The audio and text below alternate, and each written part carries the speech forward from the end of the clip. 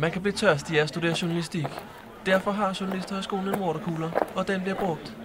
Se selv.